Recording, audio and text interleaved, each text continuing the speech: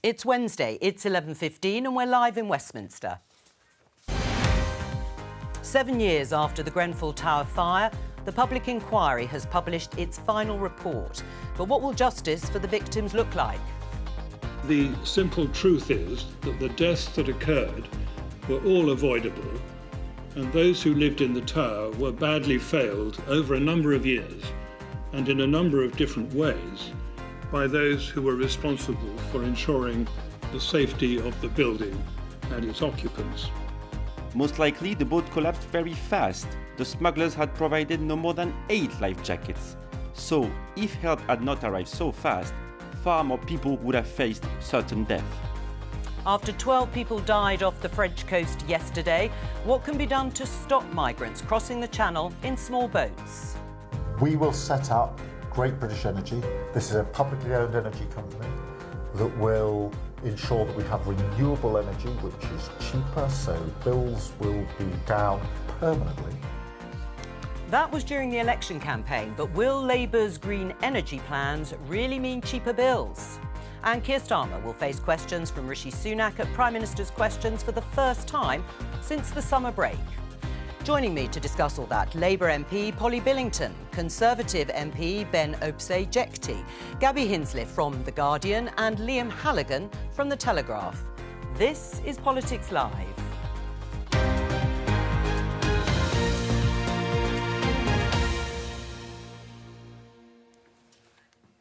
Welcome. Well, the second and final report into the Grenfell Tower fire disaster has been published literally in the last 10 minutes or so. It was 7 years after the tragedy. It's the worst residential fire since the Second World War, in which 72 people died. The chairman of the inquiry, Martin Morbick, a retired judge, in his opening remarks delivered a damning indictment. Let's take a listen. The simple truth is that the deaths that occurred were all avoidable, and those who lived in the tower were badly failed over a number of years and in a number of different ways by those who were responsible for ensuring the safety of the building and its occupants.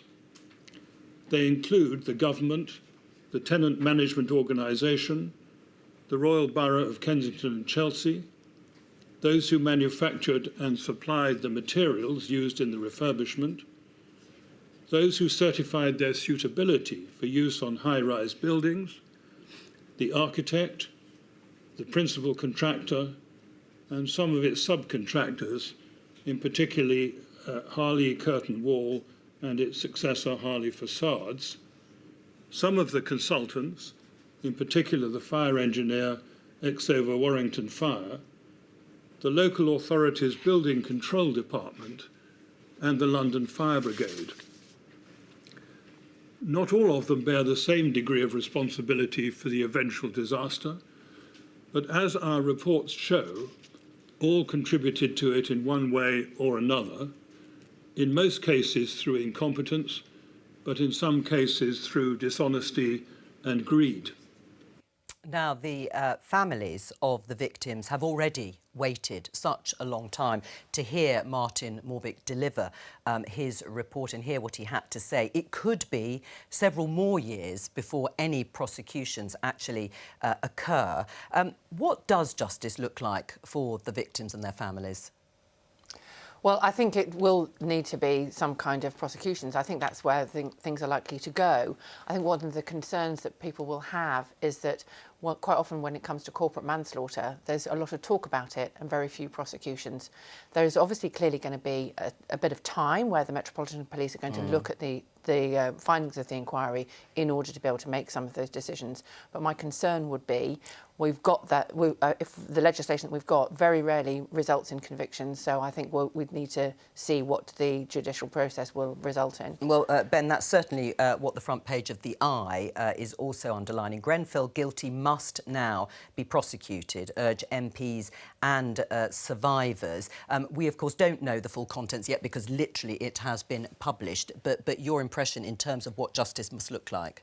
I think looking at the sort of the initial announcement and the statement there from Martin Morbick, it's very clear that justice must be served, and as a party, I think we are very much going to row in behind the CPS and the police in their pursuit of prosecutions. We're looking at potentially another couple of years until anybody is brought to justice, but I would imagine that the families involved in this would definitely want closure and the effective justice to be done. Do you think Keir Starmer will just accept all the recommendations in the report, even though we haven't had sight of all of them? Do you think he should just accept them? Well, we'll see what they are. I mean, none of us have seen the report in detail, and obviously he's going to make a statement in the House later on today. I think, you know, going to what Ben said, and the thoughts I think all of us have to be, not only with the 72 who died, but the people who are living with the consequences of that. And that's the families of those people who died, but also the people across the country who are living with the consequences of this basically structural failure, institutional failure of the regulators, of government, of the industry. I've got 6 tower blocks in Thanet which have waking watches because... there's 24-hour Because the 24 hours yes. in order to be able... Because we currently don't have security when it comes to this fire safety. And what we saw in Dagenham only a week or so ago which was the fire means that where 100 households lost their homes.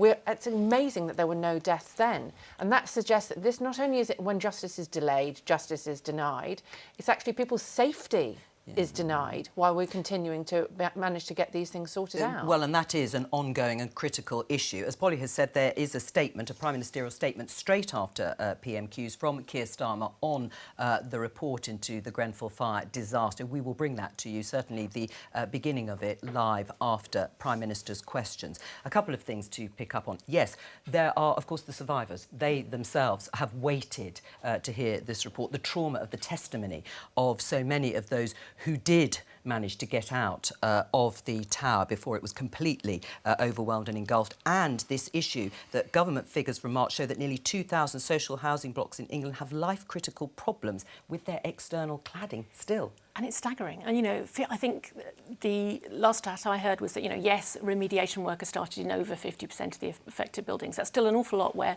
work hasn't even started, and, you know, hundreds where it hasn't finished. And then you've got people putting their kids to bed at night in, you know, on the 30th floor of some building that you don't know is safe or not. And, you know, it is astonishing that we've got to that point. And that apparently the problem is, you know, we have a lack of capacity in construction shade, we don't have enough skilled builders, we don't have enough... It's difficult to sort of disentangle some of this stuff from the fabric of the building, but 7 years is an incredibly long time for people to be living with this. Gabby, it's also people doing that when it comes to the blame. Which is what we saw in the inquiry. Somebody else. Which is what we saw throughout the inquiry. Oh, it wasn't us. Yes, we did X, but look, you know, over here, that guy, you know. And that legal complexity, particularly where you've got housing associations and shared ownership, means that, oh no, we just manage the building. Oh no, we just operate that bit. Oh no, there's people who are paying money for those waking watches and are not sure that their own homes are safe. They can't move. And all of that is compounding the injustice, that it goes way beyond. And developers who've gone out of business and so on since they actually put the buildings up. So I'm not saying it's easy to unravel, but I can completely understand the frustration of people who are trapped in that situation. I think it's important for a Starmer government that came in saying we will restore trust in public life. You know, I think this is yet another situation. We've seen it before with the Horizon scandal, we've seen it with the infected blood scandal, where you have to, as a citizen, as an individual, place your trust. You have to think, well, you know, somebody's inspected this building. There's building regs, guys. You know, builders know what they're doing. Nobody would make me live somewhere that was actively dangerous. And that trust has been betrayed, you know, and government has to show people that we can do better in future. I mean, the merry-go-round of buck passing, you might call it, has gone on because the government, the previous Conservative governments, really struggled to try and make different companies, individuals, councils accountable. But some would say the government should have just coughed up the money, the billions needed to remove dangerous cladding. Well, you know, Jo, there's lots we're really good at in this country, but we're really bad at inquiries after tragedies of any kind. Look how long the inquiry into Bloody Sunday took. Look how long the COVID inquiry is taking. It's absolutely outrageous that prosecutions aren't going to begin, defendants aren't going to even appear in court until late 2026 at the earliest, Jo, which of course is almost 10 years after this inquiry. And just to emphasise the points made so well, I thought, by Polly and Gabby. There's not a cigarette paper between us on this, really. There are still 4,630 residential buildings in this country of 11 metres and over that still have this flammable cladding as of the end of July. Only 29% of the buildings have had the remediation work done. So as we've heard, there are many thousands of families, including children, who are living in tower blocks, both privately owned and social housing, surrounded by material that the government has already decreed by law is unsafe. And that's why you have these crazy waking watches. Right, when it comes to concrete proposals, though, Polly, I mean, is the Labour government going to do anything that is materially different to what the previous Conservative governments tried to do on a couple of fronts? Agreement with developers to contribute a minimum of £2 billion towards cladding remediation, and also funds from the central government directly to repair and remove it from social housing. I mean, what else will the Labour government do? Well, I think we'll see what the Labour government will do, our government will do, when Keir Starmer stands up after Prime Minister's questions and does his statement, and we'll be able to see further on that. Already, for example, Angie Rayner and the minister responsible for this, in particular, Rushnara Ali, have already met with the Buildings Controls Regulator in order to be able to speed this up, because we've got situations, again, when talking about the ones in my own constituency, where it's all ready to go to get this stuff done, and the buildings regulator have not signed it off. And that means people still waiting, not sure whether their places are safe. So speeding it up would be a start. I think there's a lot of impatience from people. Understandably, they voted for change. They want to be able to see that. On things like this, which is a big institutional failures, we're going to have to see some of that change happen sooner rather than later. I mean, people will look... Very briefly, the inquiry... Sorry, Jo, the inquiry itself has taken far too long. With respect, it took over 2 years for the Conservatives to even publish the proposals for the scope of the inquiry, not the actual inquiry, what it will examine. 2 years just to do that. Well, I think there's testimony from one of the survivors that if they'd known it was going to take this long... Crazy. Yeah, if it was going to take this long, they perhaps wouldn't have supported it. 7 years, though, under Conservative governments. You can admit today, surely, it's just taken far too long. I think it has. I was on a train into London on the morning after the Grenfell Tower, and from coming through Clapham Junction, I could see the tower burning in the distance, and that feels to me like almost like a lifetime ago. This inquiry, I think, has cost £231 million, and it absolutely must have an end result. You know, we must see that justice is done at the end of this process, that we get clarity on the path forward, and that those people who are still living with the nightmare of being in buildings that have flammable cladding on them, as well as the families who have been impacted by this, are seen to get the right result. All right, let's talk about what happened yesterday in the Channel. Have a look at this headline, BBC News.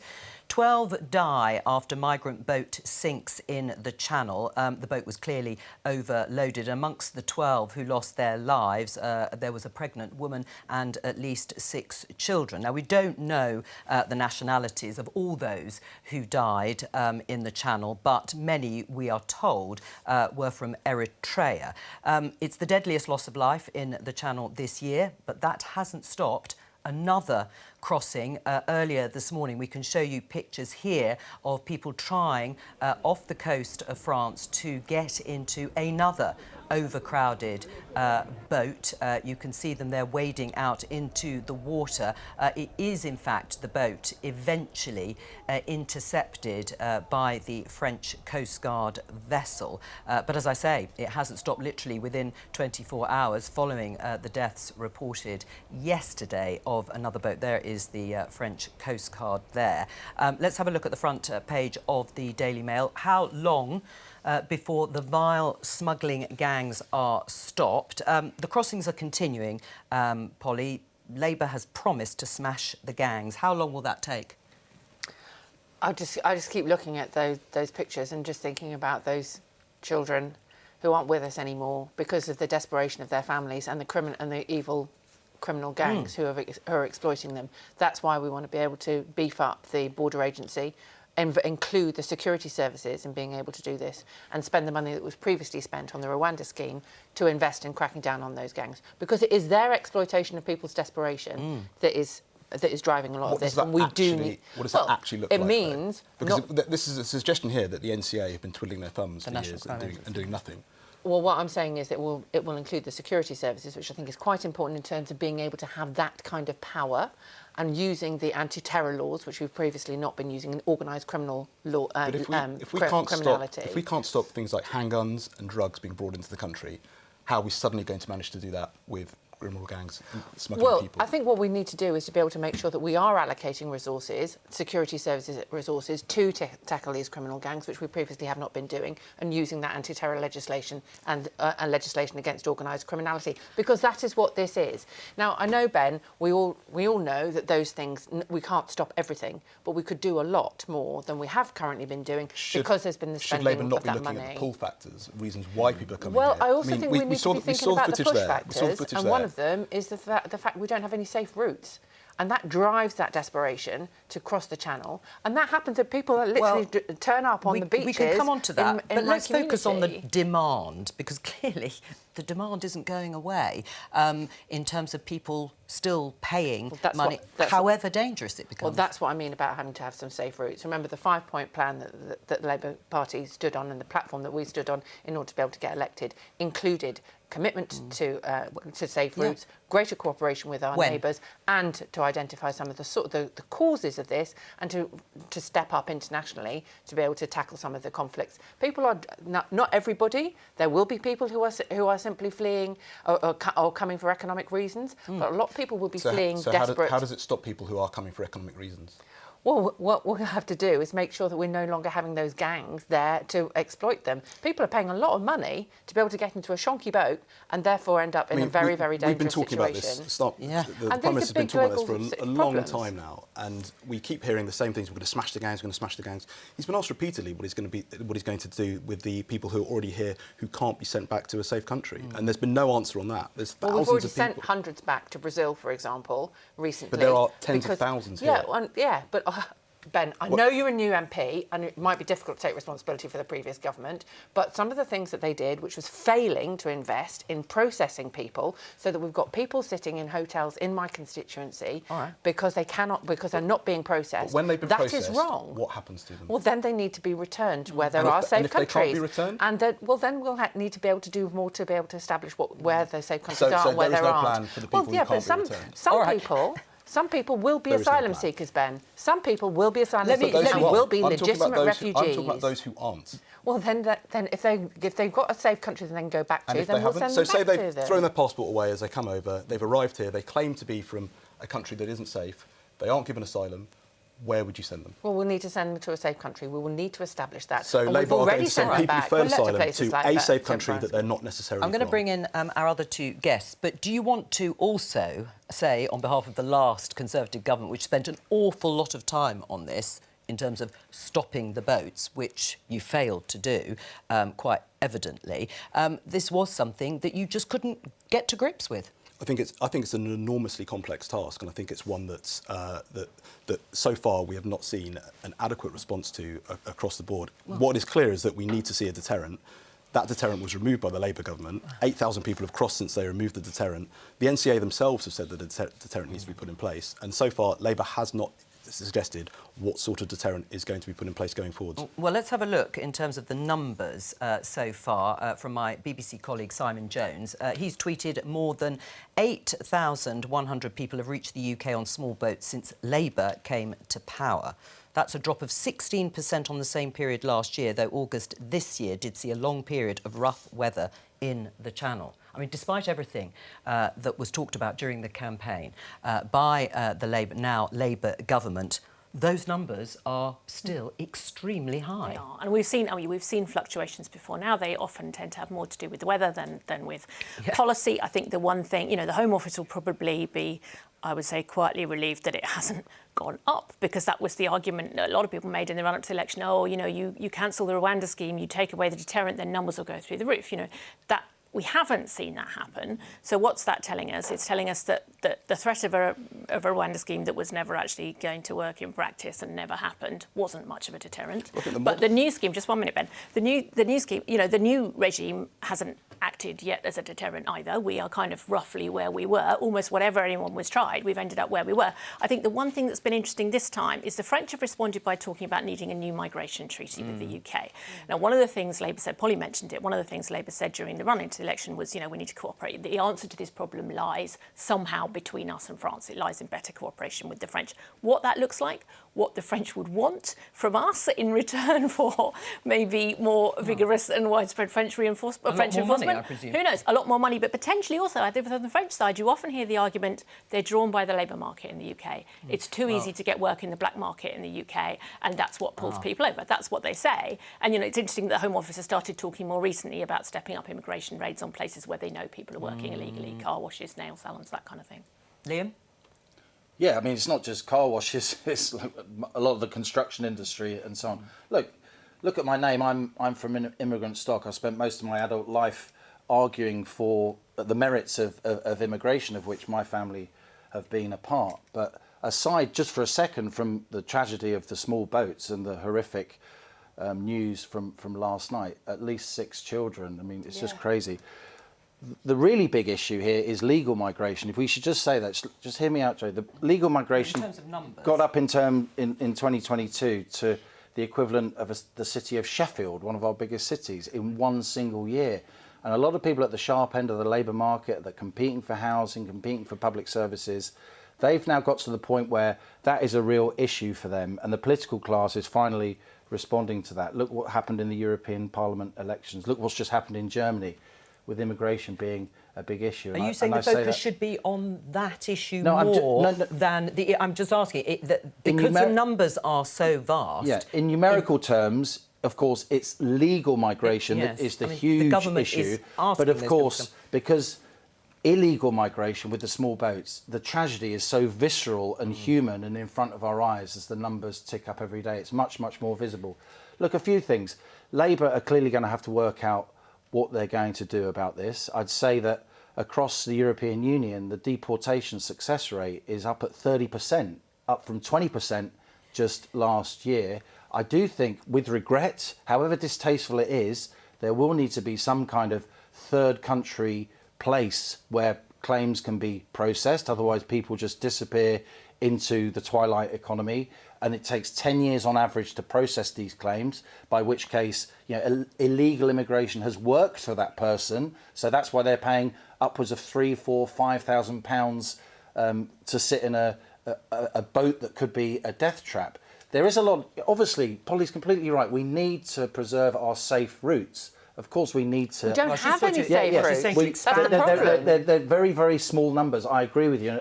And we need to make sure there is a route for genuine asylum seekers. But Ben's also got a point. People don't pay £4 or £5 grand. No, of course not. If they're an asylum seeker. Well, I mean, of course, we don't know, do we, until their applications are actually processed, and the vast majority people are economic migrants.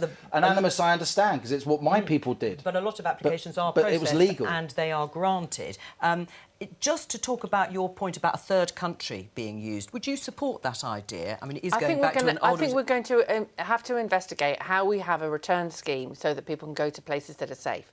But I think what we know at the moment is that we're not even processing people fast enough. I think what's interesting is anecdotally, I know from having spoken to people who work with the asylum seekers in my own community that they are already seeing that process speeding up. They're just already, the Home Office has got in touch with them. They've been sat, and I think this is the other thing is these people quite often may well be economic migrants, desperate and keen to be able to work, and are stuck, unable to do any of that. Are desperately pleased when the Home Office gets in touch and says, right, OK, let's get this process. We must acknowledge there are vested interests in the system who want these delays. Well, the Grenfell inquiry was a lawyer's bonanza paid for by us. A lot of the issues around whether or not people can be deported, the legal status, there's a lot of lawyers making a lot of money out of this. Well, I think we need to be realistic about that. It's a failure to invest in processing. There are a couple of things here. It is important, this suggestion from Liam about having a third country where you could send people whose asylum applications are either to be processed or deport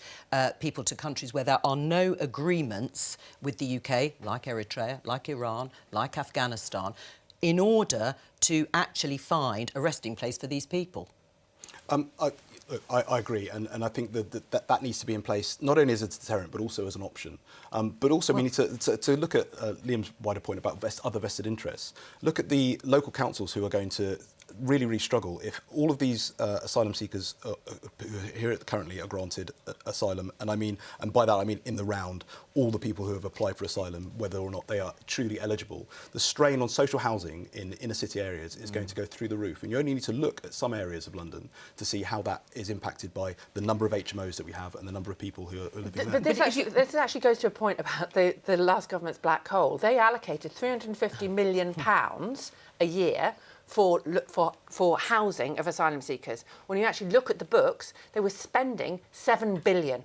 Right? So this is not so suddenly this is going to be a massive burden on the state that wasn't there before. It already is a burden on the state because they're spending the money on housing these people. Local authorities aren't spending that money. Yeah, they are. You're talking about different budget. But this is something that the government now is going to have to deal with. But on the third, spending the money on processing it is important. If you think having a third country in this sort of mix of trying to deal with people coming here and claiming asylum, what was wrong with Rwanda? Well, because it wasn't a safe country and it was clearly a gimmick, right? We ended up sending more Home Secretaries there than we did any asylum seekers and anybody who has been rejected. So I don't think that's realistic. And that money is going to be much better spent cracking down on the gangs than it is. So how are you going to spend money? This is a slight red herring, and what we're going to end up looking at, or what this government is going to end up looking at again, is a return to offshore processing rather than kind of moving people to a sort of some unidentified magical country that wants to accept our unwanted. You know, it's going to be offshore. Process your application for asylum somewhere outside the country and find a country that is prepared to do the processing. And would you agree to that? Or do you still want to see a Rwanda scheme where people are actually sent to have not just their applications processed, but to stay there? I think you need to look at the end-to-end process and understand exactly what's going to work, given the numbers that are coming and frankly, the amount of money that you have to spend on it. I mean, to Polly's point, she would like to see the implementation of safe routes as well as more safe routes, I think. So more safe routes, a third safe country, and also to process the people who are already here. Those things all cost money, and unless we're going to put numbers on exactly what the priority is... Quite a lot of money was spent on Rwanda. I mean, James Cleverly... Well, let's just have a look at this headline. James Cleverly, Home Secretary formerly, and now Shadow Home Secretary, also standing for the leadership, vows to resurrect the Rwanda scheme. Is he right? I think by the time we're in a position to do that, the situation could well have changed. So I wouldn't want to make up policy on the hoof, but we're looking at 5 years away from being able to make a decision on exactly what the right decision should be at that point. Are you surprised that candidates for the Tory leadership are supporting the idea of resurrecting Rwanda? No, I'm not. I mean, I agree with Polly that there were very problematic issues with the Rwanda scheme itself.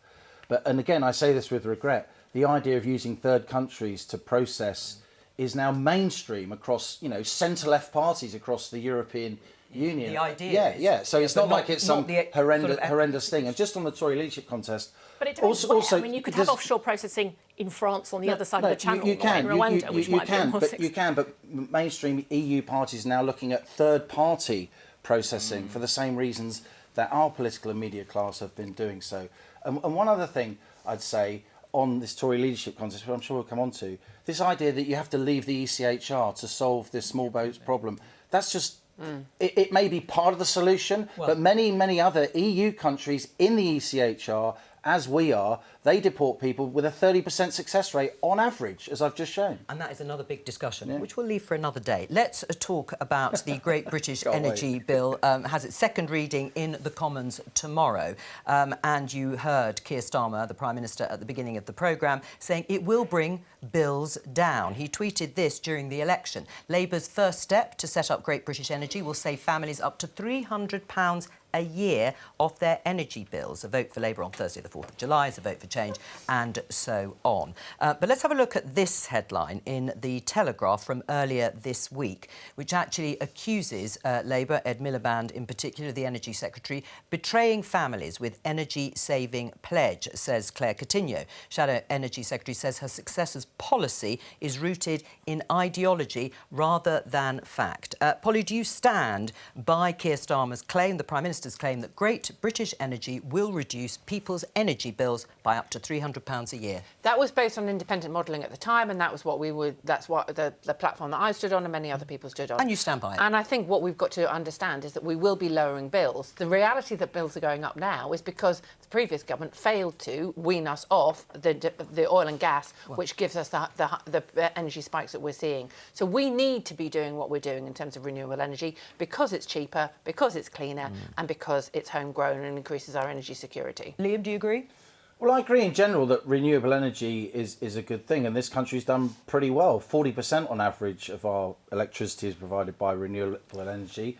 Coal over the last 15 years has gone from 35% of our electricity to 1%. That's a tremendous achievement. What I would say, though, is that unless electricity bills start to come down for ordinary people, the idea that moving to renewable energy, which I support, the political support for that will erode away. Let's just have a look briefly at some of the numbers. In the UK, the average household, these are numbers from what's called HEPI, the Household Electricity Price Index. In the UK, cent euro per kilowatt hour, it's 35.5 households are paying as of July. In France, it's 30.6. Spain, it's 19.5. Sweden, it's 17.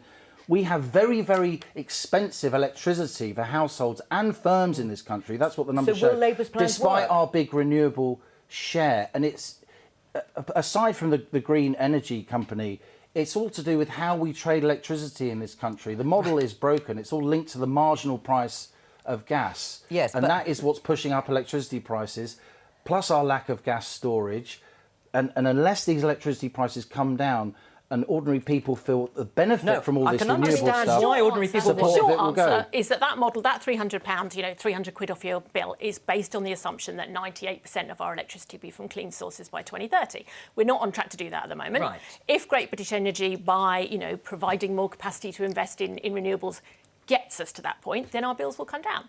If it doesn't, then our bills won't come down by anything like as much as we want to. But it also requires the market reform that Liam not necessarily, Gabby, and it does require market because we already have very high renewable share and the most expensive electricity in Europe. That's my point. It requires lots of other things, but at the moment, we are short of where we need to be by 2030. And if Great British Energy gets us to that point, yes, our bills will come down, and that's marvellous. But you need to look at the impact of the way that Labour are going about this. So in my constituency in Huntingdon, there's a new solar farm planned. It's 1,800 acres. It's bigger than Gatwick Airport. It's 6 miles long. And the Energy Minister said that will be implemented irrespective of local wishes. So the fact that people locally are opposed to it is irrelevant. It is going to be railroaded through because it is an NSIP project, and therefore it will be implemented across good quality farmland, and that is what the report has shown. And that goes for the same for Sonica in the east of Cambridgeshire, and all the other energy projects that they have online as well. So doing this and forcing this through for net zero ideology, and I'm not opposed to renewable energy, but I don't see that we should be impacting people unduly. But not in your backyard. It's not necessarily in my backyard, but we need to be more clever about the way that we implement this. Why aren't we putting it on top of car parks? Why aren't we putting it on the roofs of houses, alongside railways? Why are we using good quality farmland and therefore jeopardising our food security? We're not jeopardising our food security. Well, we are. We're using good quality farmland. It's complete nonsense. If you have ground-based solar panels, it's the cheapest way of being able to generate electricity. It's the most flexible. You can reverse it very easily. They're on concrete bases in farmland. The impact that has on soil quality, on the impacting of soil. You can combine it with agricultural use. You talk to anybody who understands the solar energy industry, and they will tell you. And indeed, farmers themselves know that they can combine it. You can't farm land that has solar panels on it. You do. You can have that agricultural land alongside it. We can't do any of this unless we solve our intermittency problem, which is big in the UK. So the unreliability. We often don't have sun. The wind often doesn't blow, particularly in winter when demand for electricity is highest. But that is also about... What we desperately need is baseload electricity, a stable supply that allows renewables to do their thing intermittently, which they can only ever do intermittently. So we need more nuclear. But that sounds that you are sceptical then, that a massive expansion of what you are saying is intermittent and unreliable at times. I'm just honest. No, we need a smart grid. We need a smart grid, and we need storage as well as nuclear, right? What I find really interesting about this, and I can bore on about energy for quite a long time because I've been doing it for a bit, but the reality is you need to have a range of different technologies that work together in order to be able to complement each other. Jo, saying no to one or just banking everything on another is not the way that we will solve this hang on. Can I just come back, Jo, because you called me a Briefly. sceptic, which in the context of this discussion is obviously extremely loaded word. No. I mean sceptical about whether the plans as will you work. probably know. Yes. I'm not sceptical. I've just spent a lot of time studying our electricity market, which many journalists don't, and we desperately need baseload electricity in order for the renewables to work properly without threatening outages. We also the worst need- way to kill the public support for renewable energy and pro-environmental policies in general is to not deliver much cheaper bills. We have almost the most expensive electricity in Europe, and to threaten outages. The risk, that's though, why we hang on, need And that's why we need storage and a smart baseload. grid. The risk, though, Gabby, is that there is going to need a lot of investment up front in terms of subsidies, perhaps, to get some of these licences and projects off the ground. And that might mean bills going up initially before they come down. Well, that, in certainly in part, is the idea of Great British Energy, that it becomes the vehicle to draw in investment. I think the single biggest problem, probably, in terms of public and political support is just going to be the time it takes. You know, we're going to come on to talk, I know, in a minute about winter fuel allowance, but a lot of people are facing a pretty tough winter. The heating bills are going through the roof, and saying, you know, in 5 years' time, your bills will be cheaper. A lot of people are like, well, why can't I have cheaper bills now? And yes, it is unsustainable. We can't carry on in a situation where bills go up every winter by more than people can afford, and government has to come in and subsidise it. You know, we need to, like, move to permanent, cheaper, cleaner energy. But I do think the time that takes is going to be really, really difficult. And on that point, I think the messaging around Great British Energy, people are the general population under the impression that it is an energy supply company. Well, it's not. It's an entity investment vehicle.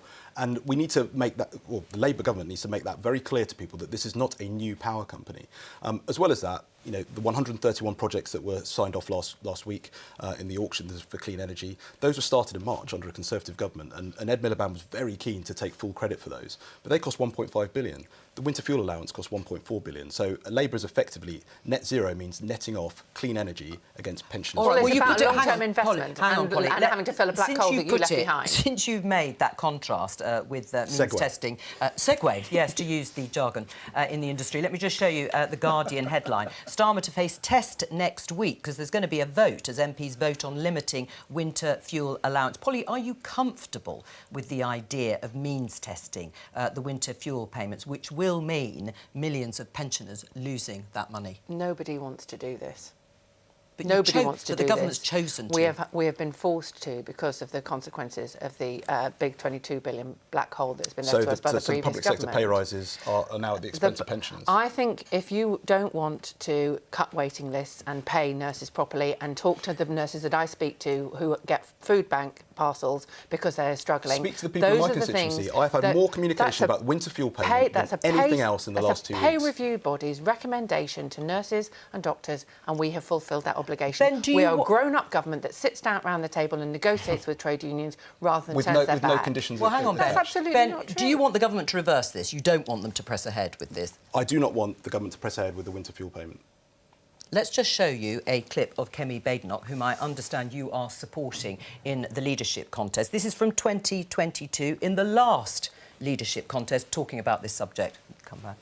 There's a lot of dead weight in how we run government. I have people in my constituency telling me that they don't need the winter fuel payments that we give them because they can afford it. Why do we not have a more sophisticated mechanism for means testing? Those are the sort of long-term things which government should be doing, which we haven't been doing because we're focusing always on the short term, on the news headlines for tomorrow. Kemi Badenoch seems to be backing the government's policy. I don't agree with the current cliff edge that we have in terms of those who are on pension credits get the winter fuel payment. Everybody else, if you're £1 over and the pension credit limit is not very high, do not get anything. And that is the mistake that's being made. That there are 84% of pensioners living in poverty will not be entitled. Right. So but, I mean, a lot of Conservatives feel the same as you. But what do you make of what Kemi Badenoch has just said? I mean, she's a very senior politician in the party. She's running to be the leader of the Conservative Party. She thinks perhaps it should be looked at. I mean, that was 2 years ago. You can find tweets from Rachel Reeves saying that she would protect pensions and protect the winter fuel payment. So I don't think that we can take things from years gone by and use them now as ammunition. How difficult is this vote going to be for Labour? For Labour, I think it's going to be. I mean, the vote itself may not be enormously difficult. You've got a lot of new MPs who don't want to, get themselves on the wrong side of the whip. You've got a lot of people, anxious not to make trouble for Keir Starmer. But I think in terms of the public, it won't just be Ben's postbag that's full of letters from people complaining about this. And it won't just be, there are a lot of people who are going to be in genuine hardship. I mean, first time for everything, but I actually agree with Kemi. There are people who get this payment that don't need it and, are spending it on winter holidays, that's fine. But the trouble with this measure is that it comes down in the wrong place. It cuts, it's too close to the bone. What you need is some means, maybe you tax the winter fuel payment. Maybe you take winter fuel payment away from people in higher council tax bands. So there are ways of targeting wealthier pensioners and not targeting people who really can't afford this.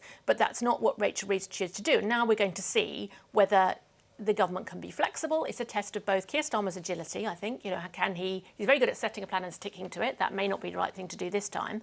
But it's also a test of the relationship between Starmer and Rachel Reeves, I think. This is Reeves' first really big, difficult, controversial decision as Chancellor. She's taken a lot of heat for it. How much do they trust each other? How willing is he to assume that she's got this one right and they can ride it out? Because the trouble with, only going for the richer pensioners is it doesn't raise nearly so much money. You're talking about maybe a couple of 100 million rather than 1.5 billion. Liam? You've got to find that somewhere else. Sorry, Gary. It's the age-old debate in welfare policy, isn't it? It goes right back to Beveridge. Means testing on the one hand, which means cliff edges that we've talked about, and I agree, we need tapers, and this pension credit cliff edge is in the wrong part of the income distribution, versus universal benefits when everyone gets it, and a lot of people end up spending their winter fuel payment on wine or skiing holidays, certainly in an affluent constituency like North West Essex, where Kemi Badenoch is. One thing I'd say about this is that, look, I remember going back to the early days of the Blair government. It won't do the party whips any harm in their own minds to have a bit of a bust-up with the left of the Labour Party, to show people, to show financial markets that the Labour leadership isn't totally, in hock to the left of their party. That's just basic politics. That's partly what's going on. But the other thing I'd say briefly, Jo, it goes back to our last discussion about energy. This is a winter fuel payment which helps pensioners with their energy bills, but our energy bills, because we haven't got the guts to talk openly about the cost of renewables in this country, we just whack the subsidies for renewables on people's fuel bills, including pensioners' fuel bills. And unfortunately, that is what we call in economics regressive. It harms the poor most disproportionately because lower income households spend more of their income on fuel, on food, and so on. So a subsidy for renewable companies on bills is deeply disadvantageous to the poor. Leaving ourselves open to Putin's oil and gas is what causes the price spikes. A little pause from the studio. Let's go into the chamber because we have got Prime Minister's questions coming up in a few minutes' time. It is the first Prime Minister's question since Parliament has returned between Rishi Sunak and Prime Minister Keir Starmer. And it does seem as if the honeymoon is over, if it ever began, for Keir Starmer, Polly, because his approval ratings have dropped quite a bit, actually, within weeks of Labour winning that election. Let me just show you a couple of the headlines. The Guardian: public approves response to riots, but Starmer's appeal fades, new poll shows. We can show you this in The Telegraph: Starmer's approval rating at lowest on record amid cronyism scandal. And The Express: Keir Starmer's popularity plunges to record low after winter fuel payments betrayal, which we have just been discussing. Polly, why do you think it is his popularity's dipped? Well, I have to say, you don't come into politics to be popular. You definitely Thank goodness, hey? I was going to say, it's definitely the wrong gig for you if that's what you're here for. I think, but why, do you think? Remember, Keir Starmer is here for service and for being able to get stuff done. And it is about being serious and about the long-term decisions. And sometimes you just have to take the knocks when they come and roll with those punches, because ultimately we need to be able to get to a better place on all of these things. There has been some big things that have happened this summer. The riots, and it's interesting that the approval rating for him on dealing with those has been quite considerable. But we also know that when you make unpopular decisions, who knew? You become unpopular. Like cronyism. But things will not necessarily stay like that, and people will start to see the results of big, difficult decisions as things get better. So how would you explain the cronyism then? What about it? in terms of the impact it's had on his popularity. I'm really not taking any lectures from the Tories. I wasn't. About, no, I'm asking you about your government. You might not be. You are the party in government. I'm asking you Don't about talk over each other. Talk to each other if you can. You've got a leadership contest where people who will have to make some decisions about how they're going to defend their record in government, including when and how you made some cronyist decisions about who should be appointed to senior institutions. And I don't want to take any lectures about cronyism. But if you're not going to take any lectures, as you put it, from a Conservative MP, answer the question, though, more broadly, Polly, about this row over appointments. Were you surprised and taken aback? It seemed as if Keir Starmer himself was taken aback by the criticism of political appointees to civil service roles. Well, look, as far as I'm aware, all the processes were followed, and people have ended up in the roles that they have done. Donations weren't declared. Look, as far as I'm aware, these people have got jobs that they're entitled to earn, to be in, and that is what the decision has been. Now, I know that the particular person you're talking about in the Treasury is no longer having a paid role, and that may well be the best. And it is being looked into by Kezia Stewart. I mean, there is a review into this. Are you surprised that, despite the fact that headline said that Keir Starmer had done a pretty good job in terms of the response to the riots, that still popularity sank a bit? It's really noticeable that if you look at the week-by-week trackers, it's not during the riots that it goes wrong. It's literally, it goes off a cliff after the emergency budget statement at the end of July. I think it really has less. I don't think it's to do with the response to the riots, when most people felt the Prime Minister did roughly what they kind of expected the Prime Minister to do. And I don't think it's rights or wrongs of the cronyism row side. I don't think people are going, right, that's it. Wahid Ali had a plaster Downing Street. That's it. I'm never voting for them again. You know, it really was about decisions that hit people in the pocket. You know, and people thought, hang on, either thought, perhaps on the left thought, I really hope Labour in government wasn't going to do things like that, or on the right thought, whoa, they said they're putting up taxes. That's exactly what I was afraid of. We may have a minute or two more, and just to remind our viewers, after Prime Minister's questions, which we will of course take live and in full, there will be that Prime Ministerial statement from Keir Starmer on the Grenfell Tower fire report that we have spoken about in the programme. Just to go back, though, briefly to the Tory leadership contest, Ben, why are you backing Kemi Badenoch? Kemi is someone who I firmly believe in. I've known her for a number of years. She's helped me in my progression into Parliament. But I think ultimately she is the very best person to stand up to Starmer and face down Farage. Let's hear PMQs. Prime Minister. Mr. Speaker, I know the whole House will want to congratulate our Team GB Olympic and Paralympic athletes and support staff for their outstanding achievements so far. Mr. Speaker, yesterday's incident in the Channel was shocking and deeply tragic, and our thoughts are with all those who've lost their lives and their families. We must have a renewed determination to end this. And, Mr. Speaker, the chair of the Grenfell Tower inquiry, Sir Martin Morbick, has today published the inquiry's Phase 2 report. And I know that the whole House will be, thoughts of the House will be with the bereaved and the survivors of the Grenfell Tower tragedy and the residents in the immediate community. I will be making a statement shortly after PMQs today. Mr. Speaker, this morning I had meetings with ministerial colleagues and others, and in addition to my duties in this House, I shall have further such meetings later. Bill Esterson. Thank you, Mr. Speaker. Can I associate myself with the Prime Minister's remarks about the loss of life in the Channel and about Grenfell?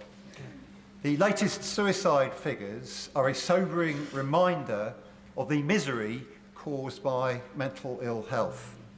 McGall Health Park in my constituency is a centre of excellence with high, medium and low security hospitals on the same site.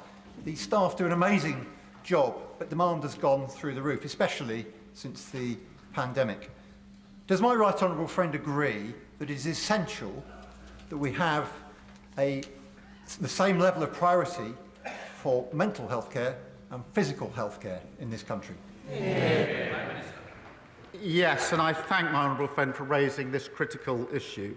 I think so many are affected by the tragedy of suicide.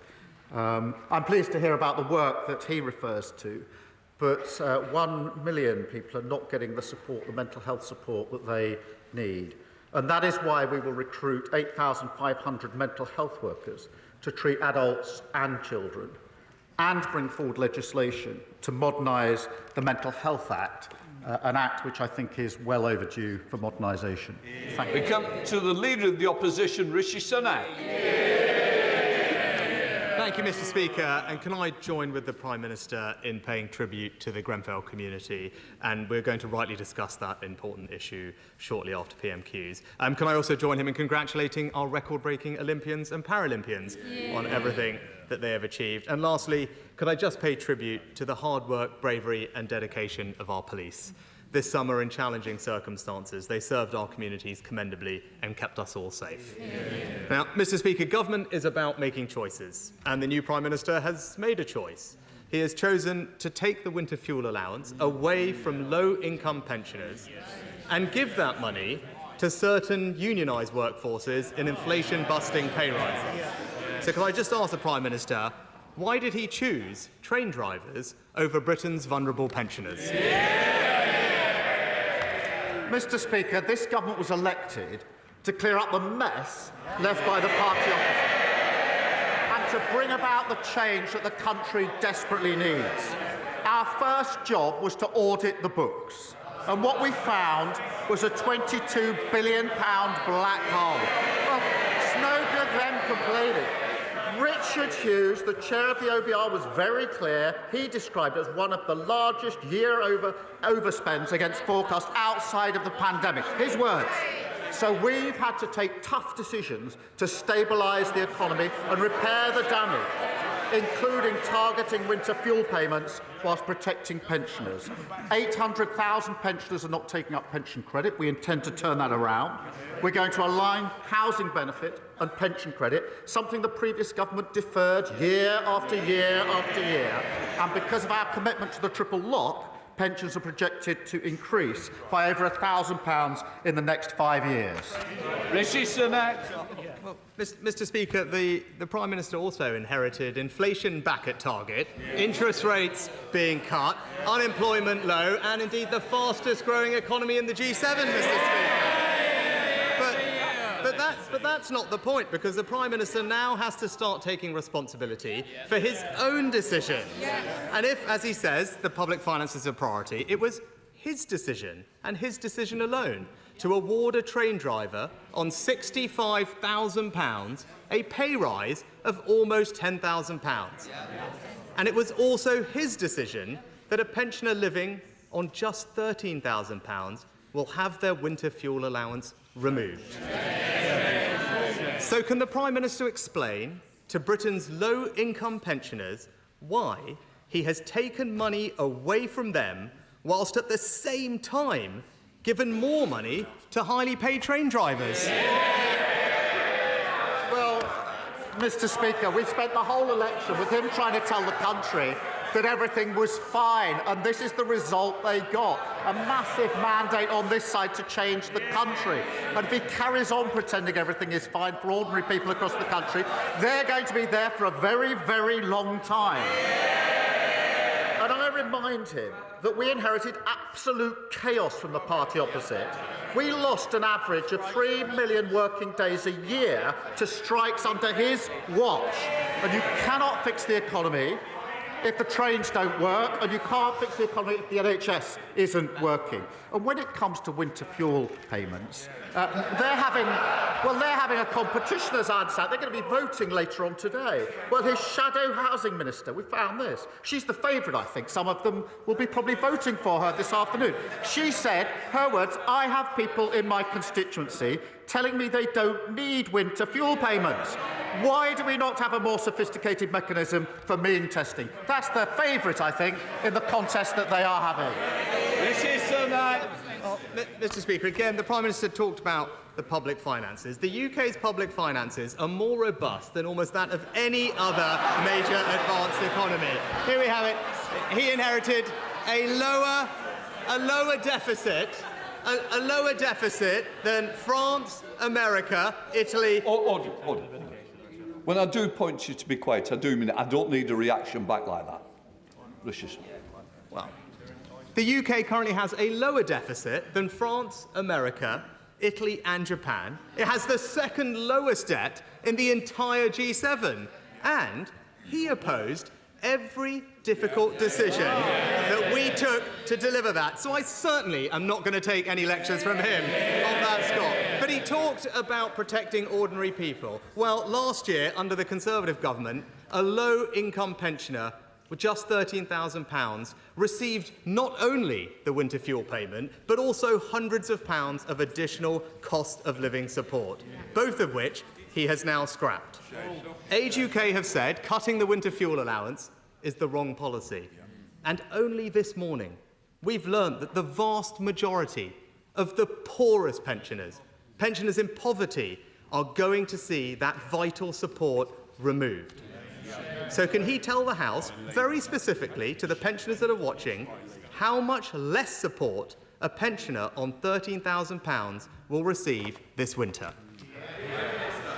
He talks about tough decisions. It's tough to inherit tough £22 billion black hole, which the OBR did not need.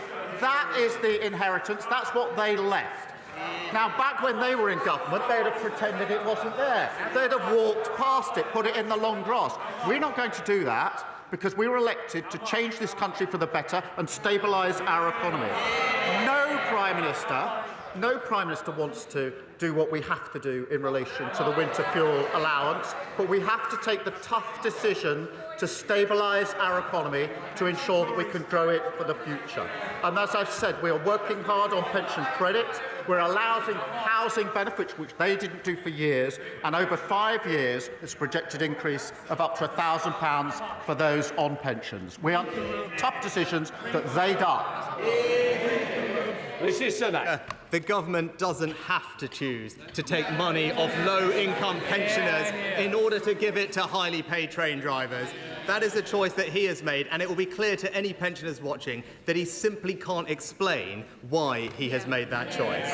But, Mr. Speaker, turning to another important issue. The government has suspended 30 of the UK's 350 arms export licences to Israel. It's a decision that the Chief Rabbi says beggars belief and will encourage our shared enemies. Can the Prime Minister therefore explain how his decision will help to secure the release of the 101 hostages still being held by Hamas? Prime Minister. Well, Mr. Speaker, can I start by saying I think the whole House will be shocked by the horrific killing of 6 hostages in the last few days. And I know I speak for the whole House when I say that. The remaining hostages must be released, and we need a ceasefire to ensure that that can happen, that aid desperately needed can get into the region, and we can begin the path to a two-state solution. Now, he asks how we arrived at this decision. He knows very well, because the legal framework is clear. The latest guidance was issued in 2021 under his government. And that means that licences have to be kept under review, as they were by his government. And I think he probably knows the advice that was given to his government. He understands the framework.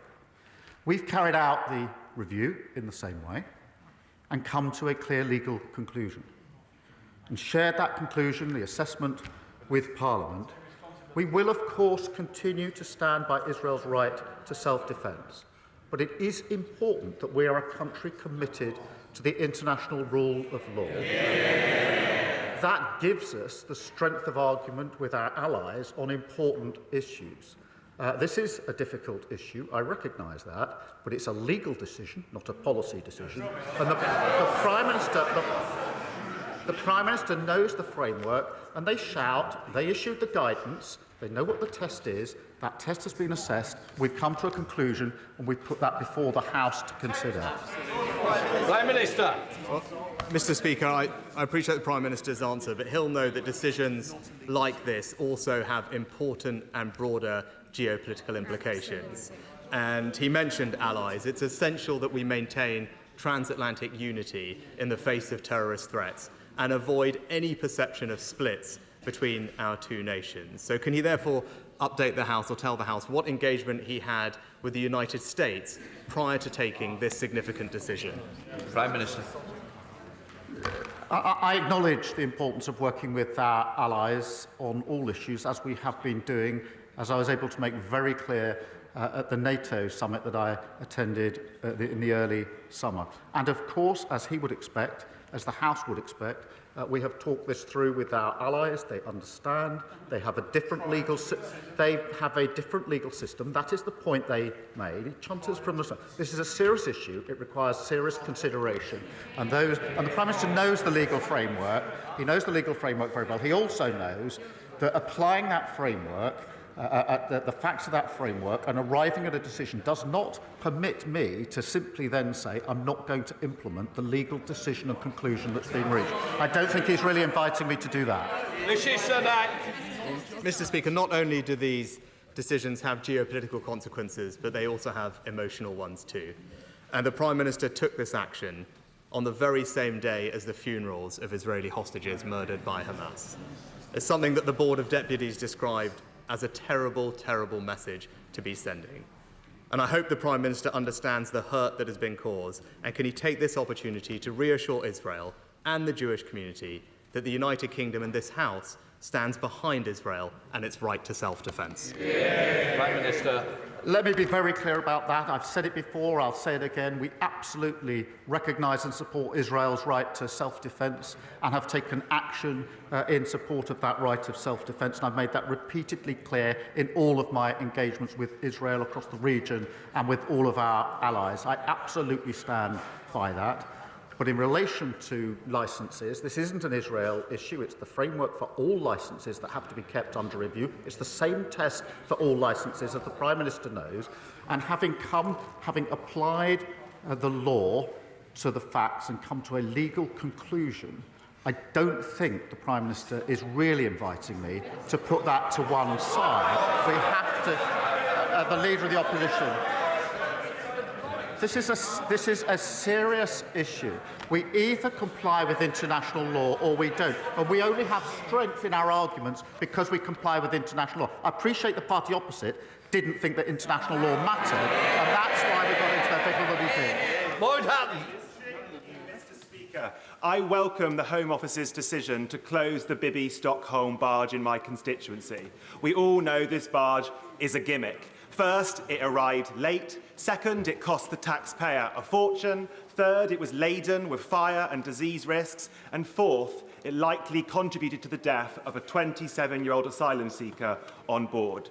So can the Prime Minister reassure my constituents that this unworkable gimmick and similar unworkable gimmicks will be closed down as we clear up the mess from the party opposite? I thank my honourable friend for the question. Unlike the party opposite, we won't waste money on gimmicks. And that's why within days we ended the Rwanda scheme, we announced the launch of the Border Security Force, and we're preparing legislation to introduce counter-terrorism powers to tackle gangs. And in the first 2 months, we've removed more than 400 people on planes who had no right to be here. Compare that with the 4 volunteers sent to Rwanda that cost £700 million. This is a government of service, not a government of gimmicks. Here comes the Leader of the Liberal Democrats, Shrub Davy. Thank you, Mr. Speaker.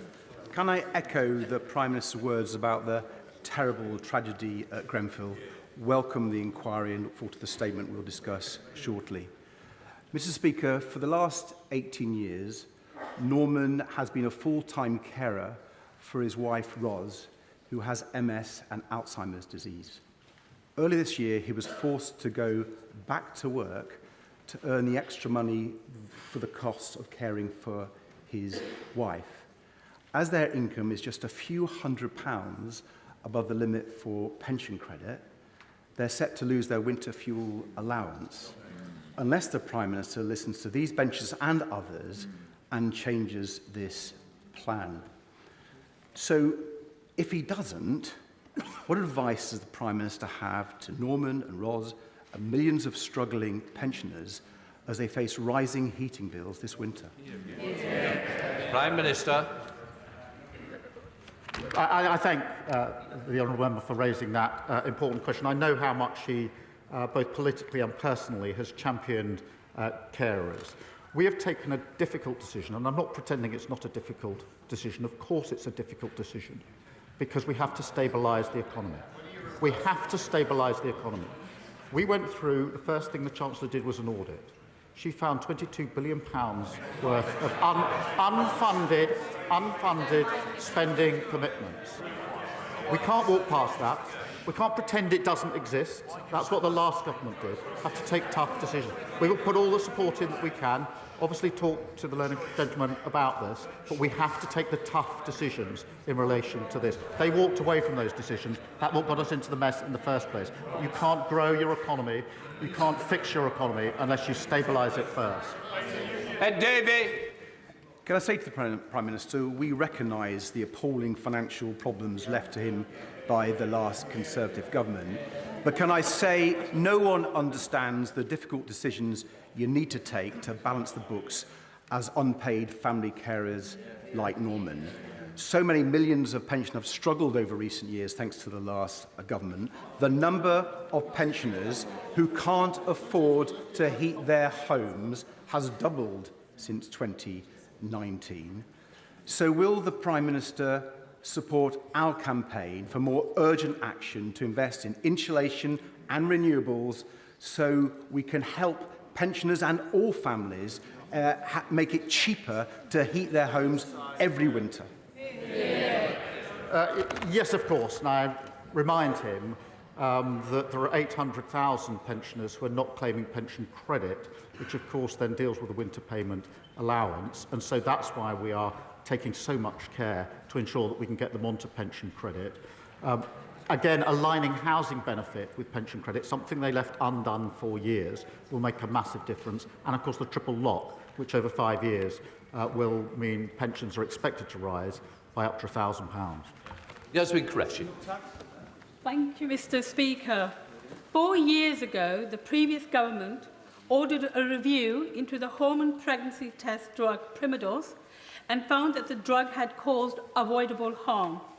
Primidose was given to women in the 1960s and the 70s and resulted in many babies being born with severe disabilities. For the last 12 years, I have stood in this Parliament and pleaded with the last government repeatedly to do the right thing. So I ask the Prime Minister today, will he commit to take a fresh approach to this issue, and will he meet with me and the campaigner Marie Lyon to discuss how we can give closure to the families who have been denied justice for the last 50 years? Well, I thank her for that question and for her work on the APPG.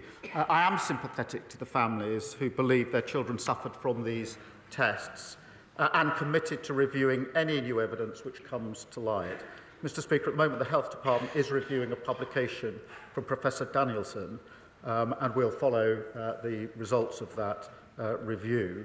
And I'm happy to ensure that the Health Minister does meet her to discuss this further. Gavin Robinson. Thank you very much, Mr. Speaker. Can I thank the Prime Minister for visiting Northern Ireland within the last fortnight, and particularly for the time he spent with injured officers of the police service of Northern Ireland. He will know of their courage, but he will also know of the dogged determination of our Chief Constable, John Boucher, in his desire to see adequate resourcing for his officers who not only stand for law and order in Northern Ireland, but stand in the face of racism, of violence, and of an ongoing national security threat from dissident Republicans. So can I therefore ask him to earnestly and urgently engage in a discussion about uplifting the national security grant afforded to the police service of Northern Ireland and ensure that the PSNI can face the challenges that we need them to face head on? Well, I thank him for that question, and it was important for me to go to Belfast to meet the injured officers and to say simply thank you for what they are doing and, of course, the impact it has on their families. I do recognise the difficult financial position the PSNI faces, and the Chief Constable and I have spoken about this on more than one occasion, as you would expect. I mean, predominantly it's for the Justice Minister and the Executive to set the PSNI's budget, and an operational matter for the Chief Constable in relation to how he allocates that. But I have been talking to him about what further support might be possible, because I do realise just how important it is to him and to the PSNI and to Northern Ireland more generally. Emma Foodie. Thank you, Mr. Speaker. Last week, ticket-selling websites like Ticketmaster left millions of Oasis fans furious. But worse still came minutes later when tickets started to be relisted online for thousands of pounds. This profiteering at fans' expense is not a one-off. The Cooperative Party's campaigning for a new licensing body with real teeth to tackle this online touting. Does the Prime Minister agree with me that fans should be at the heart of live music and that urgent action is needed to protect fans against this horrid practice?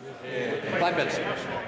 Yes, I do. And firstly, it's great that Oasis are back together. I think, from what I've determined, about half the country is probably queuing for tickets over the weekend. But it is depressing to hear of price hikes. I'm committed to putting fans at the heart of music and end extortionate price resales, and we're starting a consultation to work out how best we can do this. Harriet Cross. Mr. Speaker, Offshore Energies UK reports that the government's proposed windfall tax increases will cost our economy £13 billion, risk 35,000 jobs, and see investment in the North Sea slashed from £14.1 billion to just £2.3 billion by 2029. It also suggests that there's going to be a £12 billion cost in tax revenues. How does this proposal chime with the Prime Minister's goal of economic growth? And will he reverse this tax increase, which industry leaders are calling economic suicide for the oil and gas sector?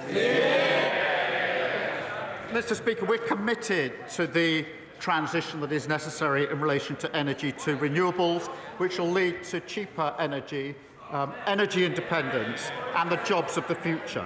But let me be clear, oil and gas will play its part for many years to come, and that's why we've been really clear about the support that we have for oil and gas. And I'm sure she and others will want to celebrate the fact that just this week, Contracts for Difference secured a record 131 new clean energy projects, enough to power 11 million homes, and that is the jobs of the future.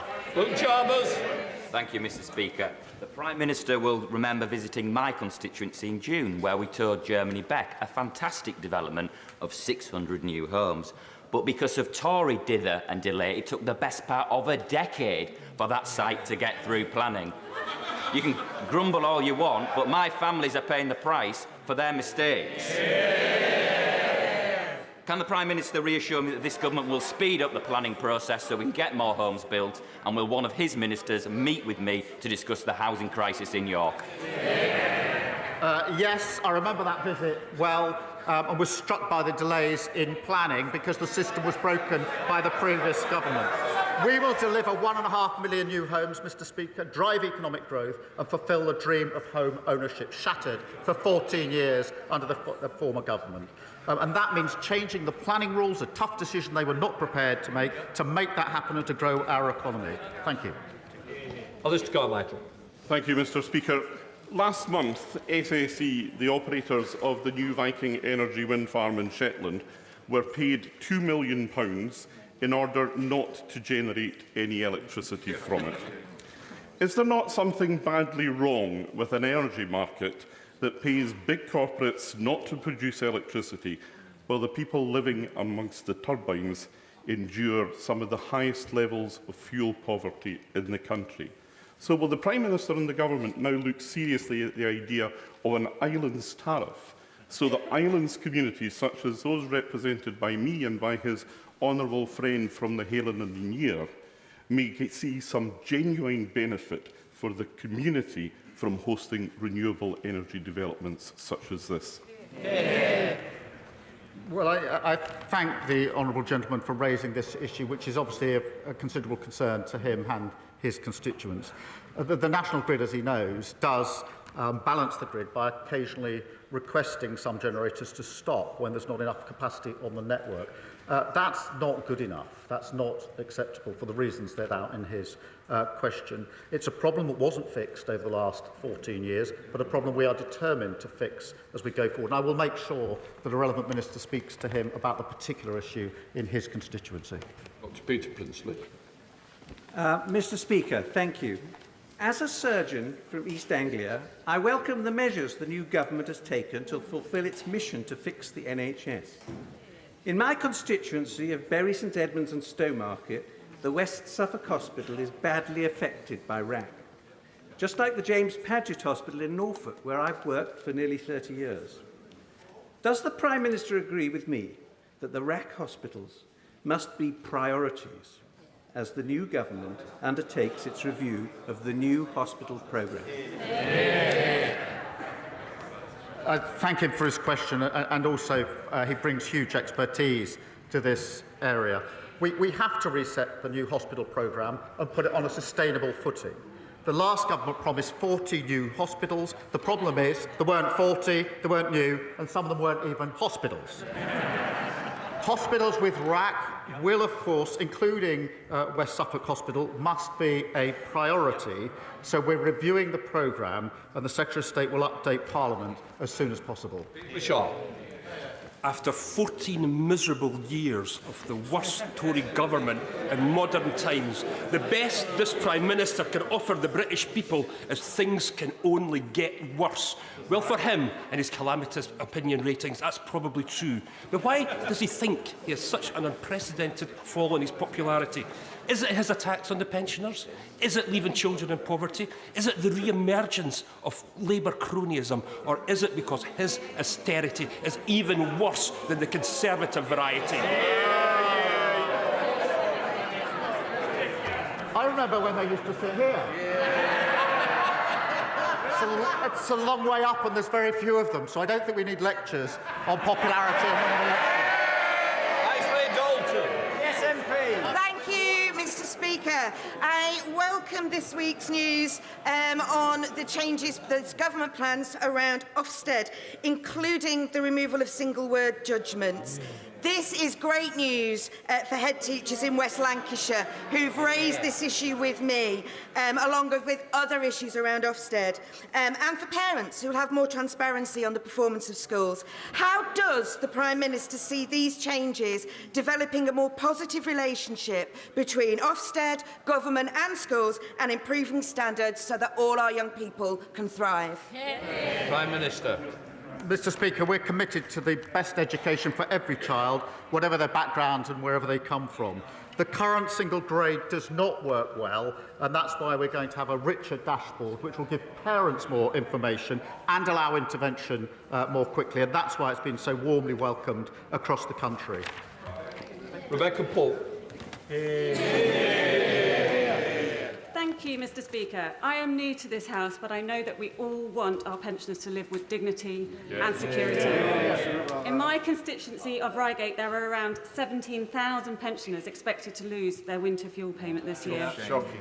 Of most concern are those just above the pension credit threshold who will be hardest hit. Would the Prime Minister give consideration to broadening the eligibility for the winter fuel payment so that those low-income pensioners who rely on it to stay warm can continue to benefit? Can I welcome her to her place? And Reigate is obviously a place I know very well, as she knows. But the reality is this decision has been taken because of the £22 billion black card. So responsibility for the decision lies with the party that broke the economy. There's a reason we have a mandate for change, and there's a reason that this party is now sitting there, and that's because they broke the economy. And I'm not going to apologise for clearing up the mess that they left. Deirdre Costigan. Thank you, Mr. Speaker. After 14 years of Conservative failure, crime and street drinking now blight areas of Southall Town Centre, West Ealing and Hanwell Broadway in my constituency of Ealing Southall. So can the Prime Minister set out how his government will take action to ensure our town centres are transformed into places where my constituency can finally feel safe again? Thank you. This is an important issue, Mr. Speaker, and I've heard too many people say that antisocial behaviour is some sort of low-level issue. It really impacts lives across the country. We have to tackle it, and that's why we will put more police on the streets. We will have more effective powers to deal with antisocial behaviour, and we'll introduce Young Futures programmes to divert young people who are getting into trouble. Sir Ashley Fox. Question number 14, Mr Speaker. Thank you. The Schools Minister will be happy to visit his constituency. Sir Ashley Fox. I thank the Prime Minister for his answer. Haygrove School is one of the top performing schools in Somerset. It is unfortunately one of those built by Caledonian Modular and now condemned as unsafe. So I'm grateful for the meeting with the Schools Minister.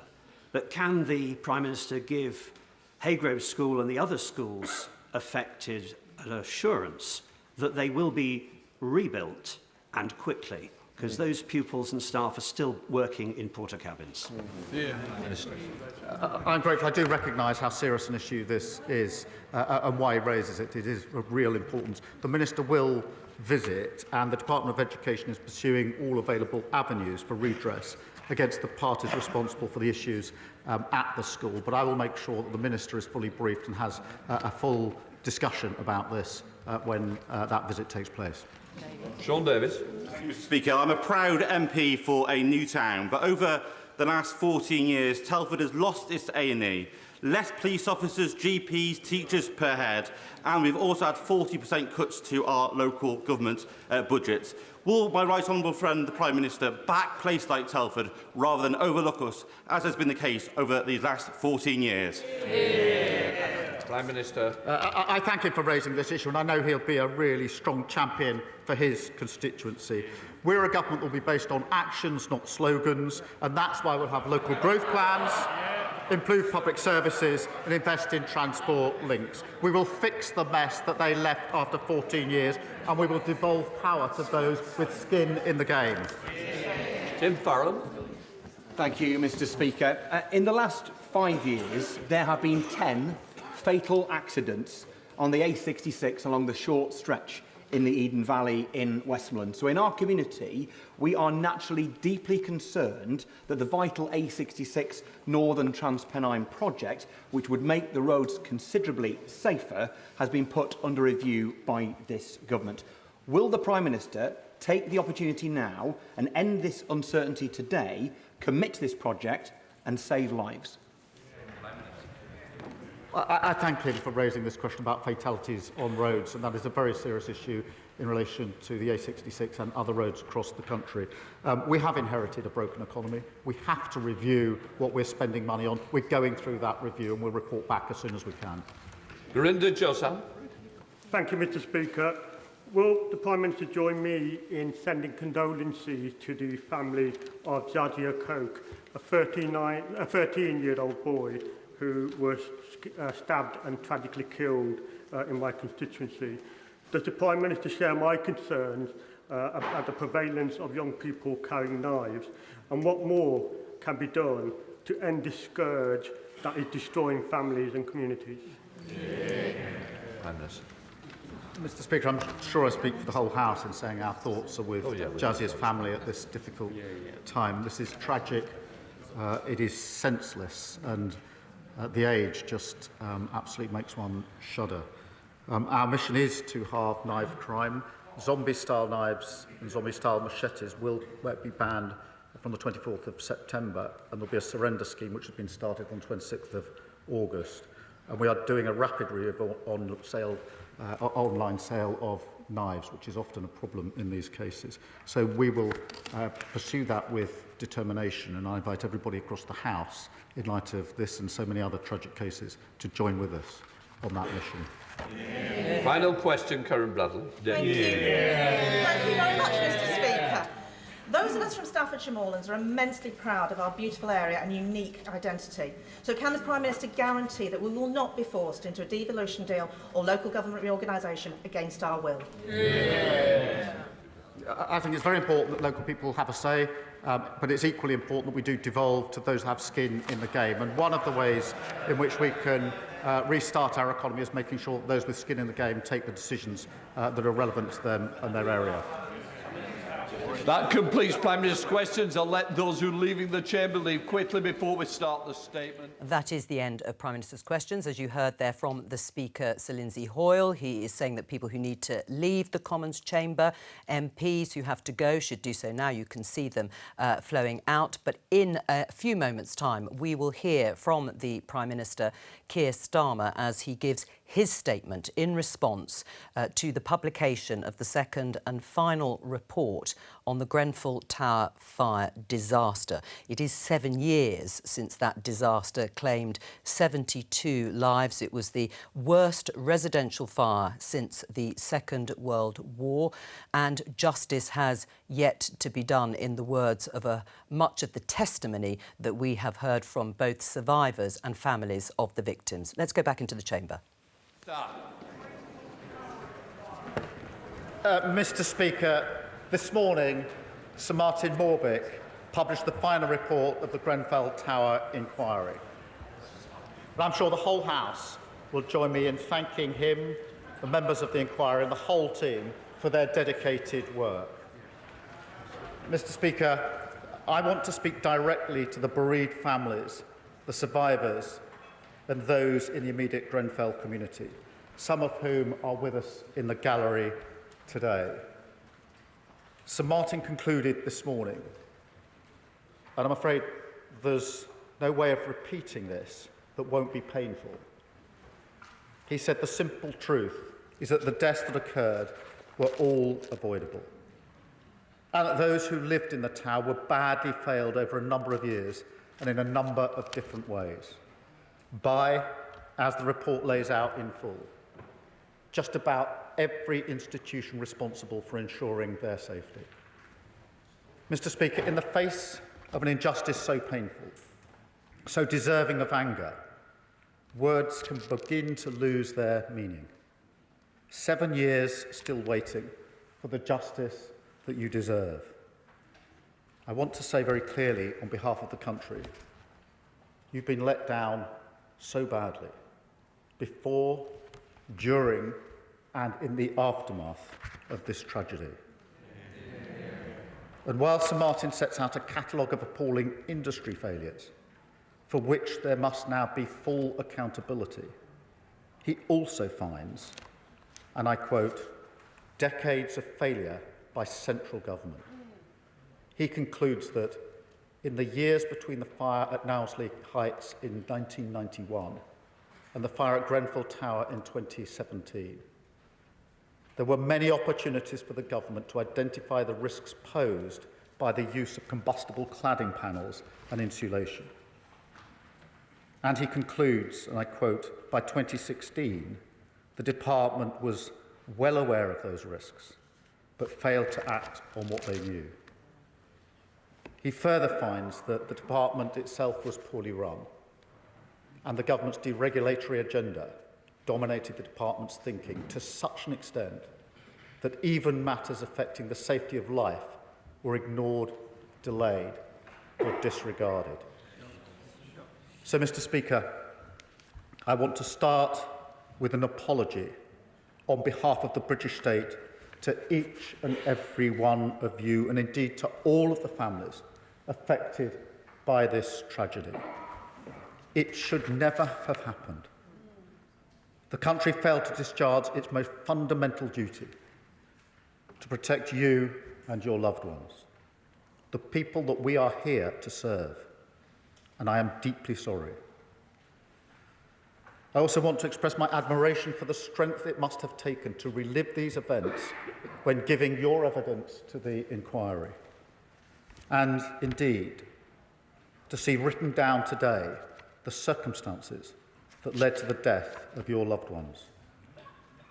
After all you've been through, you may feel you're always one step away from another betrayal. I get that, and I know I cannot change that with just words today. But what I can say is I listened carefully to one of the members of the inquiry, Ali Akbar, this morning, who said this: what is needed is for those with responsibility for building safety to reflect and to treat Grenfell as a touchstone in all that they do in the future. Mr. Speaker, I consider myself someone responsible for building safety, and that is exactly what I will do and what I'll demand of this government. Mr. Speaker, today is a We'll leave the Prime Minister, Keir Starmer, continuing to deliver that statement in the House of Commons. It is a very sombre and sober atmosphere, understandably. As Keir Starmer said, survivors of the Grenfell fire tragedy and disaster 7 years ago, and families of those who lost their lives, some of them are in the gallery listening to this statement. He apologised, the Prime Minister, on behalf of the British state, as all the deaths, according to the chairman of the inquiry, Sir Martin Morbick, were avoidable. And he went on to say that you've been let down so badly. All the families that have been touched by this disaster at Grenfell fire. He wants full accountability from industry failures, but he also went on to talk about political failures over that period of time. Let me welcome our guests for this part of Politics Live. For the government, Sarah Jones, Industry Minister, Chris Philp, Shadow Leader of the House of Commons for the Conservatives, and the BBC's Deputy Political Editor, Vicki Young. Sarah Jones, will Labour government accept all the recommendations from the Grenfell inquiry? I think the first thing I just need to say is to reiterate what the Prime Minister said. We're all thinking of those loved ones that lost their lives and their families and the community, and it must be so unbelievably hard to read the report today and to have been part of the whole process, just having to bring back that painfulness again and again through the whole inquiry. It's a 1,000-page report, and we will of course look at all the recommendations. I've skimmed them, and the government will respond, and of course we will do the right thing. The Prime Minister just gave his commitment that he's going to do the right thing. Now we know that the government has been slow to act and that mistakes have been made throughout a long period of time. And I was elected in 2017. The Grenfell fire happened days after. We've been pushing for more and more reform through that whole time, and we still don't have remediation of a lot of the buildings, of course, that still have the cladding. So yes, we will do everything that we need to do to put this right. Chris Philp, you heard what the Prime Minister said about the political failures, about departmental failures, about deregulatory agenda that contributed, according to Martin Morbick, in his report.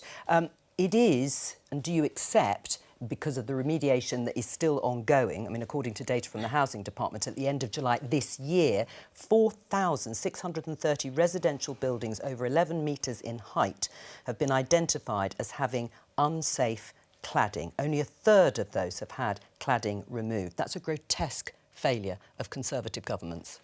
Well, first of all, let me just echo the sentiment about the families of the victims. I went to one of the evidence and testimony sessions actually just a few months ago and heard directly from a father who had lost his children. It was just heartbreaking seeing how many lives had been affected by this awful, unavoidable tragedy. It was really heartbreaking just to hear those testimonies directly, personally, and firsthand. There are clearly a lot of lessons to learn. I hope the government do view the recommendations made in a positive way. I hope the people held responsible, which includes some in government, over 20 or I think 30 years, are held accountable. The reporting, I haven't read the whole report obviously, but the reporting I've seen says that the cladding companies actually falsified records and pretended the cladding was safe when in fact it wasn't. So I think all of those who are culpable for this need to be held to account, but quite quickly, because it has now been 7 years since that terrible fire. But as you know, the indications are that it won't be that quick. It could be several years. Do you think that is justifiable, both of you? Would you like to see criminal prosecutions as well? Yes, of course, and I mean we've had a process where this had to. Sir Martin Morbick had to complete his report before the criminal proceedings can begin, and from reports today that's going to take several months. But we want it to, of course, come when you meet people who've lost loved ones or people who were there on the night in the fire service, and what they want is justice, and that has to be something that, you know, the police will take forward, and I'm sure they'll do it in the right way. But a lot of the families, of course, have been saying they don't feel there's any closure until the justice is seen to be done. Right, but you've mentioned the companies. I know you haven't read the full report, nor have I. But the failure over those 7 years since the Grenfell fire disaster to remove all unsafe cladding from these buildings, people sleeping in these buildings not knowing if a fire could start at any point. They've had to have 24-hour fire security officers, but not in all of those buildings. Do you think it is one of the greatest stains on Conservative governments? Well, I think, as I say, the report says that there were warning signs that the government missed going back, I think, to 1991 or 1999. So I think successive governments should have spotted this a lot sooner. And Conservative governments since 2010, so before Grenfell fire and post when they were told about so I think governments of both parties over a 20 or 30 year period obviously missed warning signs, and that is wrong. And I think it's Keir Starmer apologised on behalf of the British state, and I think that was right, because there were obviously failings, clearly made much more difficult because the companies concerned were essentially lying about the cladding. On the remediation point, yeah, look, it's important this gets done. My understanding, it was never my portfolio in government, but I understand that the most at-risk buildings, so the very tall ones with the most seriously defective cladding, have been remediated. But there are, as you say, thousands of buildings around the country, maybe not so tall, but that have cladding that should be replaced. There's a programme underway, and I'm fairly sure Sarah would confirm that the new government will continue that programme and get it concluded as quickly as possible for obvious reasons. Right. Can you just first clarify for us, is the government going to accept all the recommendations? Well, obviously, I have only just received the report, and I can't say on behalf of everybody, but I think what we just heard from the Prime Minister was that he is taking responsibility for doing the right thing. Now, I've skimmed some of the recommendations. Some of them are things that we've talked about that we know would be sensible. Of course, I can't say all of the recommendations right now, but what the Prime Minister said very clearly is this is his responsibility. It is going to be for the whole of government to look at each part of that. And of course, we've had years now of passing the buck of responsibility between developers and freeholders, and leaseholders have ended up footing the bill for lots of this. The whole thing is a mess in terms of what's gone on subsequently. So we need to put all of this right. Vicki, what do we know so far in terms of what the government may do in terms of their response? Well, I think you're right. It's non-committal. I mean, we've had Keir Starmer. He did put out a very brief statement saying that, you know, he will examine what this says. And, you know, to some point, of course, it's fair enough. It's a huge report. It is. Of course, they should have time to look at it. He is obviously the person who is in charge, as this is now the conclusion to this bit, if you like. And he is the one who will have to come up with the responses. Today, really, I think for him, it was about finding the right words. I think, you know, the way he spoke directly to the families and ones that were there was quite powerful. But I also think there's a sense for everyone who's looking at this, you feel like you've heard these failures before in different ways. The contaminated blood scandal, it's apologising on behalf of the state, of several different governments, but there's an element of trust here, isn't there? I just think people watching this will think, this keeps happening. Something is going wrong, and in this case, it's incredibly complicated. And yes, when I think, you know, incompetence, dishonesty, greed, if you've got dishonesty from the manufacturers, it's very hard to get beyond that in many ways. But the fact that there were people in government who knew there were problems and didn't act on it, that is very reminiscent of the contaminated blood scandal. And I think people will be wondering what's happened to a system and to a political system where people know there's problems and they don't act on it. Well, following on from what Vicki has just said, Sarah, for people watching the programme who perhaps are living in buildings with unsafe cladding, will their lives materially change with this change of government? I think, yes. I mean, when it comes to housing across the board, whether it's people in private rented sector, whether it's leaseholders, whether it's people who are living in buildings that need fire safety work, we're going to have to work on all of these but let's things. just stick with this, because this is what we're looking at. Will it materially change in the near future if you are living in a building with unsafe cladding? Yes, I would absolutely hope so. And the Deputy Prime Minister met last week with a whole range of the stakeholders who are the ones who are going to be responsible for removing this, to make sure we speed up the process, which absolutely has to be done. I have people in Croydon. There are blocks in my own constituency where people have been dealing with having to pay for some of this work. The work being taking a very long time. People's flats being worth nothing while the work goes underway. There is a whole There is a whole multitude of things we have to fix here. But to the point about trust, I think that's absolutely right. And it is on us as the new government to show that we are working at pace, that we are going as fast as possible, that there's no complacency here, and you need to hold us to account for that. We will, and we will. Yes. We will follow, obviously, all the developments and the response from the government and some tangible changes and improvements that the government will no doubt be promising to make to people who have lived through this and are still living in those buildings with cladding. You can follow all the coverage on the response to the Grenfell Tower across the BBC, no doubt over the next few days. Let's talk about something else we discussed at the start of the programme, and that's the government's decision, an early decision, once it won the election, to means test the winter fuel allowance for millions of pensioners. This headline in The Guardian: Starmer to face test next week because there's going to be a vote, as MPs vote, on limiting winter fuel allowance.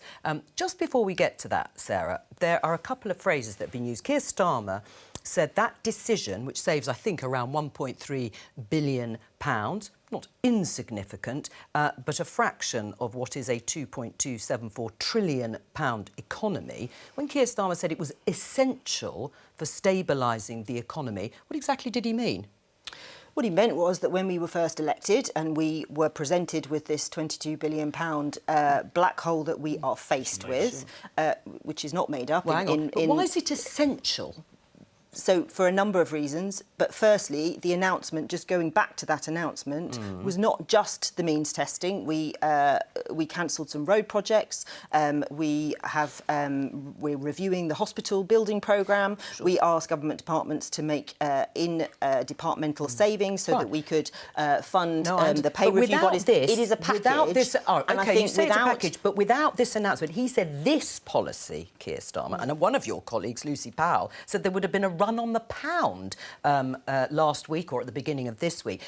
Without this policy, are you saying, and is Keir Starmer saying, the stability of the economy would have been at risk? So I think what this was set out by Rachel Reeves at the weekend in an article, you can read it. What she said is economic stability was at risk. We had to act to show and to reassure the markets that we were taking action when we found this black hole, and that economic stability is what enables you to get a mortgage, it's what enables a business to grow, it's what enables the government to provide public services, so it is essential. Now, of course, we are making sure we need everybody who is eligible. We know that there's an issue with pensioners sometimes not feeling they want to claim benefits, but there are 880,000 people who are not claiming benefits who should be, who could then get it. And there are other actions that we're taking around housing benefit and around the household support fund. Let me just bring in Chris we also need to make sure those very much most in need are getting the support that they need. Right, and we'll talk about perhaps the cliff edge if we have time before the end of the programme. There are Conservatives who think this is quite a good idea, that actually reducing government spending for pensioners, some of whom, I grant you not all, are wealthy enough to do without it. What do you think? Well, I think you've hit the nail on the head straight away. I mean, some people have mused in the past about the very richest pensioners, but of course what this measure that Labour are introducing doesn't just target the richest pensioners, it targets almost all pensioners right down to income levels less than half the minimum wage. It withdraws the winter fuel payment from 84% of pensioners living in poverty. Let me just say that again. 84% of pensioners living in poverty will lose the winter fuel allowance as a result of the choice that Labour have made. No Conservative, I can tell you, not a single one agrees with that. And this is a choice, right? Labour came in, they've concocted this story about a black hole. Over half of the amount of money which they refer to is for above inflation public sector pay rises, which their union paymasters have demanded. The Labour choice. Let me finish, Sarah. The Labour government made a choice to award these enormous pay increases instead of looking after impoverished pensioners. Well, let me just and lots of Labour MPs are very unhappy about that. Well, let me just play you this, though, from Kemi Badenoch, whom I believe you are supporting in the leadership contest, because she actually agrees with the Labour government. Let's have it from 2022, but let's have a look. There is a lot of dead weight in how we run government. I have people in my constituency telling me that they don't need the winter fuel payments that we give them because they can afford it. Why do we not have a more sophisticated mechanism for means testing? Those are the sort of long-term things which government should be doing, which we haven't been doing because we're focusing always on the short term, on the news headlines for tomorrow. Chris? Look, Kemi is very clearly there referring to the very, very richest pensioners. She was obviously not there talking about pensioners in poverty. Testing. Well, she's talking about the very richest pensioners, and she's not talking about pensioners in poverty. And those are the people that the Labour Party is taking benefits away from. It's morally wrong, and their own MPs disagree with it. How difficult is this going to be next week? The vote itself, Yes. not necessarily, but the issue. Well, I mean, Labour has a huge majority. It will get through. The question is going to be, how does Keir Starmer react to any of his own MPs who decide to vote against him? Because if you think back to the previous criticisms of the two-child benefit cap, he did withdraw the whip from 7 Labour MPs. So is he going to do the same if there are Should he do the on same, that? Sarah? Yes or no? Well, look, we expect colleagues who are elected on a Labour ticket, we expect them to vote with the government. So it's not a decision for me, it's for the whips. But Very briefly, the 6 candidates standing for the Tory leadership will be whittled down to 5 by the end of the afternoon. Bye-bye.